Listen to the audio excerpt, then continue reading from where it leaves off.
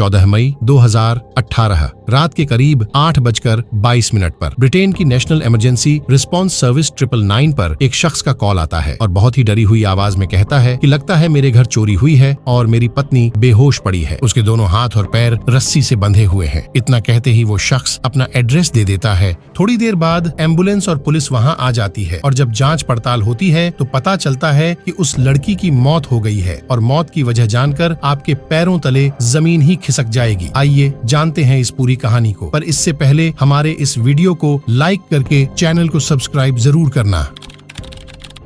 Britain में रहने वाली भारतीय मूल की लड़की जेसिका पटेल अपने फार्मेसी की पढ़ाई करने के दौरान मितेश पटेल से मुलाकात होती है। पहली ही मुलाकात में दोनों अच्छे दोस्त भी बन जाते हैं और यही दोस्ती आगे जाकर कब प्यार और शादी में बदला पता ही नहीं चला। उनकी मैरिज लाइफ बहुत अच्छी चल रही थी। घर गाड़ी पैसा सब कुछ था, बस कमी थी तो एक बच्चे की, क्योंकि शादी के 9 साल बाद भी उनके कोई बच्चा नहीं हुआ। फिर मितेश के कहने के बाद जेसिका IVF के लिए राजी हो गई। 9 मई 2018 को 3 नाकाम कोशिशों के बाद एक सक्सेसफुल एम्ब्रियो फर्टिलाइज हुआ। पूरे घर में एक अलग ही खुशी की लहर थी, पर भगवान को तो कुछ और ही मंजूर था। 14 मई 2018 की रात जेसिका फार्मेसी में देर रात तक काम करने के बाद शाम 7:10 पर घर लौट आई। घर में मितेश पहले से ही मौजूद था। फिर मितेश पास ही के रेस्टोरेंट में पिज्जा लेने चला गया और जब 8:20 पर मितेश घर आया तो देखा कि उसके घर का सारा सामान बिखरा पड़ा है और जेसिका घर के लिविंग रूम में बेहोश पड़ी है। उसके हाथ पांव भी बंधे हुए हैं और मुंह पर डक्ट टेप लगी हुई है। ये सब देखकर मितेश ने फौरन ब्रिटेन की नेशनल इमरजेंसी रिस्पांस सर्विस 999 पर कॉल किया और बहुत ही डरी हुई आवाज में कहता है कि लगता है मेरे घर चोरी हुई है और मेरी पत्नी बेहोश पड़ी है। जेसिका की शुरुआती जांच में डॉक्टर उसे मृत घोषित कर देते हैं। ये सब सुनकर मितेश के पैरों तले जमीन ही खिसक जाती है। जैसे तैसे कर मितेश थोड़ा संभलता है और ये खबर जेसिका के परिवार वालों को भी पता चल जाती है। क्राइम सीन को देखकर ही लगता था कि मामला लूट का है, क्योंकि घर के सारे कीमती चीजें टूटी पड़ी हैं और जेसिका का आईफोन भी गायब है। पुलिस को कोई जबरदस्ती घर में घुसने के सबूत नहीं मिले तो उन्होंने बताया कि ये काम किसी ऐसे इंसान का है जिसे जेसिका जानती हो। जब पुलिस ने देखा कि घर में CCTV कैमरे लगे हुए हैं तो उन्होंने सबसे पहले रिकॉर्ड वीडियो चेक करने की सोची तो देखा कि कंप्यूटर की हार्ड डिस्क ही गायब है। जब घर में गायब हुए सामानों को ढूंढना शुरू किया तो सबसे पहले जेसिका का आईफोन घर के बाहर पड़े डस्टबिन से मिला।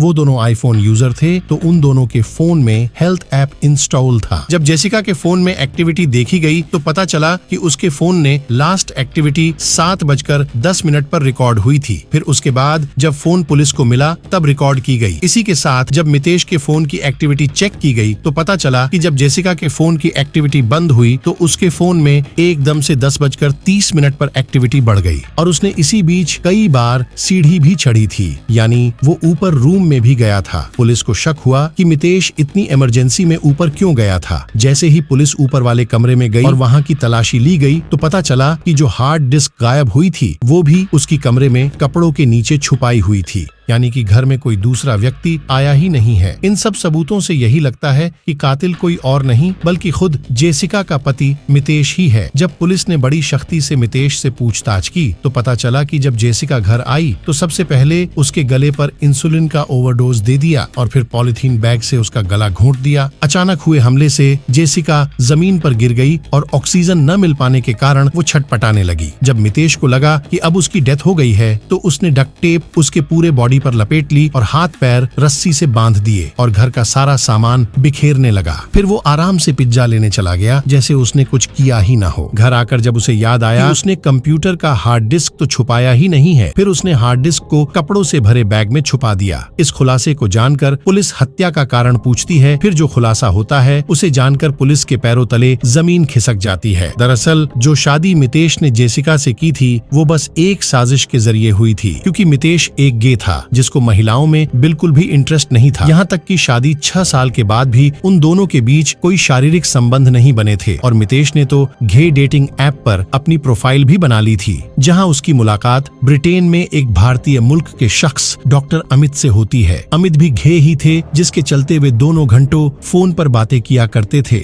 यहाँ तक कि मितेश ने तो उसके साथ कई बार संबंध भी बना लिए थे और उसी के साथ जीने मरने की कस्में खाने लगता है। उसने तो अपने घर का ऊपर वाला कमरा खुद के लिए रिजर्व करके रखा था। जहां वो अमित के साथ घंटों तक बैठकर बातें किया करता था। जब इस बात की भनक जेसिका को लगी तो उसने मितेश से इस बारे में बातें की, पर मितेश मानने के लिए राजी ही नहीं हुआ। पर जब उसकी फोटो उसी के फार्मेसी के बाहर किसी लड़के को किस करते हुए मिली तो उसने मान लिया कि वो एक घेये ही है और आज के बाद कभी अमित से न मिलने की कसम खाई। पर उसके थोड़े दिनों बाद अमित भी अपने काम के सिलसिले में ऑस्ट्रेलिया चले गए। इसी के बीच मितेश ने जेसिका को IVF के जरिए बच्चे जन्म देने की सलाह दी। पहले 3 अटेम्प्ट में तो कामयाबी नहीं मिली और चौथे अटेम्प्ट में आखिरकार सक्सेस हो ही गए। पर जेसिका को कहा पता था कि उसकी मां बनने का सपना एक सपना ही रह जाएगा। दरअसल इसके पीछे भी एक बहुत बड़ा मकसद था कि जब जेसिका का एम्ब्रियो सक्सेस हो जाएगा तो मितेश उसको लेकर ऑस्ट्रेलिया अमित के पास चला जाएगा और वहां सेरोगेसी के जरिए बच्चे भी प्राप्त कर लेगा।